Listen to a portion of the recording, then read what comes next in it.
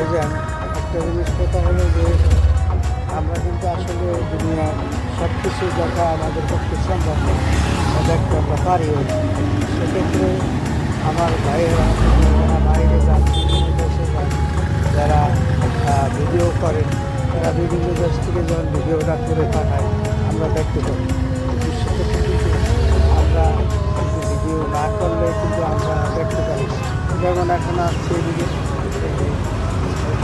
চিড়িয়াখানা, এই এরিয়াটা হলো চিড়িয়াখানা, সে গাড়ি অ্যাক্সিডেন্ট করতে গেলে এই যে একটু এই কারণে জাম লাগছে, এই যে ব্রেক ফেল করছে, জাম লাগছে।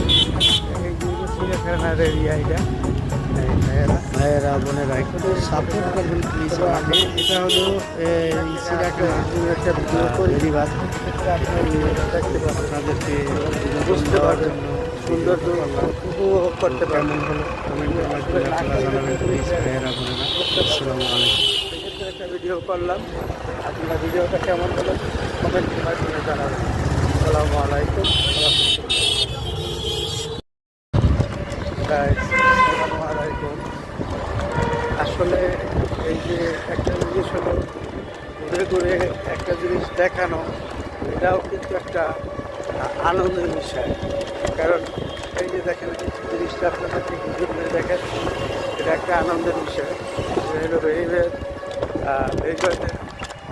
পূব সাইড এটা, আর এটা হলো পশ্চিম সাইড। দেখতেও অনেক সুন্দর, দেখতে সুন্দর লাগে, ভালো লাগে। সুন্দর একটা দৃশ্য, বর্ষাকালে অনেক সুন্দর লাগে, অনেক ভালো লাগে। হয়তো শুকনোর দিনে তখন হয়তো আগের মতন লাগে না, কিন্তু বর্ষার দিনে অনেক পানি থেকে ঢেউ আসে, অনেক ভালো লাগে। আসসালামু আলাইকুম।